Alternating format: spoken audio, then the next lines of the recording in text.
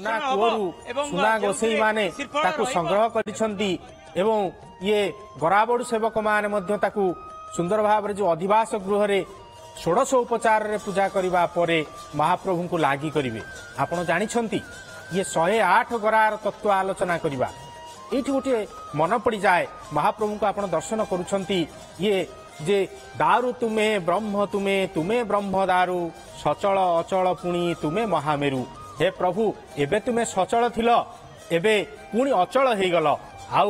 पुणी जेतेबेले तमर एई स्नान मंडप रे स्नान नीति सरीब पुणी सचल होइकी तमे फेरी जीव कोठी की ना अनवसर घर को। ये जो आजिर नीति परंपरा ये गोटे अनन्य परंपरा। प्राध्यापक सुखदेव महांती आम सहित अछंती आमे कथा होउथिले ये स्नानर ये जो नीतिकांति आज स्नान मंडप रे हब कौन कौन एठी मंगल आरती हब एठी जल लागी हब ये सबु बेले स्नान मंदिर भितरे होउथिबा बेले आज ये स्नान मंडप रे काहे स्नान काहे लक्ष लक्ष लोक देखिए कारण स्नान तो गोटे गुप्त नीति। प्राध्यापक सुखदेव महांती महोदय जय जगन्नाथ जय जगन्नाथ जय जगन्नाथ मम साजुज्य माप्नुयात स्कंद पुराण स्पष्ट भाव में कहले इंद्रद्युम्न महाराज निवेदन कर प्रभु वर्तमान ये पृथ्वी रे जो भक्त मान सब अच्छी से साधना नानादि विघ्न तो रही जीवन यात्रा निर्वाह कला बेले नानादि पाप ज्ञात सार अज्ञात सार करेंगे से आपण साजुज्य केमिति प्राप्त हेबे सेतबेले महाप्रभु देखंतु आपण माने जो शीतलांकर सुना कूअर कथा आपण माने शुणुथिले एवं जहाकू दयनामाली उझाड़ी थिले एवं जहाकू आपण माने जानती सुना गोसेई एवं मुदिरथ जो जल को उत्तोलन करथिले एवं गराबडू सेवक माने वर्तमान से जल को लेकी जाउछंती एवं आपण माने से दृश्य को मध्ये अवलोकन करूछंती कारण जलछेक माने आसीबे एवं महाप्रभुंकर महास्नानर व्यवस्था आज कराजिवो। किंतु जो प्रश्न सुशांत बाबू पचारिले सेही प्रश्न इंद्रद्युम्न महाराज मध्ये पचारिले कहले प्रभु ये जीवर केते अपराध होउची ज्ञात सार रे बा अज्ञात सार रे एवं मु मुक्ति पाइबी ब्रह्मलोक को पळेबी किंतु मोर भक्त मानकर कौन हबो मो जगन्नाथ प्रेमी मानकर कौन हबो तांको पे विधान कौन आपण रखिचंती। प्रभु कहले मु रखिची प्रथम यात्रा मंच स्नान महास्नान एवं मम साजुज्य माप्नुयात अर्थात जो व्यक्ति स्नान काल रे मते अवलोकन करिवे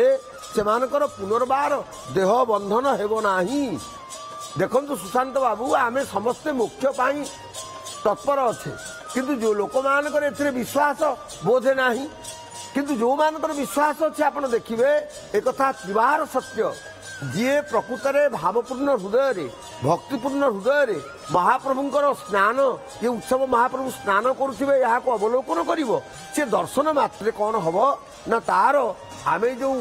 संसार चक्र भितर घूरी चलीचे नृत्य करी चलीचे पुनरपि जननम पुनरपि मरणम पुनरपि जननी जठरे शयनम एमती भाव में आयाति जाति पुनरपि प्रयाति आमे आसुतु जाउतु आसुतु ये देह बंधन आ रहिबो नाही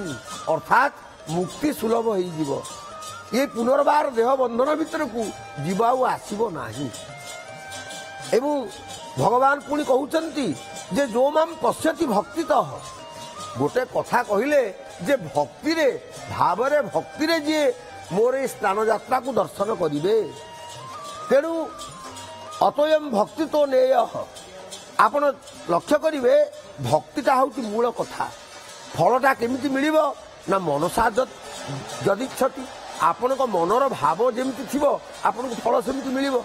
पुणी प्रभु कहउचंती कहले देख ये जगत रे काहार संताप नाही सर्व संताप समन मशेष मलनाशनम आपण देखिए जे जेते संताप अच्छी एवं समन भय जम भय अच्छी एवं जेते मल दुष्कृत जीवर अच्छी सी सबू विदूरित हब खाली सेतिकी नुह ज्ञान बा अज्ञान पूर्वक जेते पाप जीव करिथिबो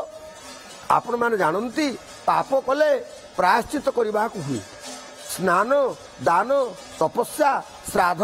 जप यज्ञ आदि जेते विहित कर्म जहा जीव द्वारा कोटि कोटि जन्म रे आपण देखिबे कोटि कोटि थर जदि अनुष्ठान जीव करे हुए तो तार प्रायश्चित पूर्ण हेई परिबो नाही।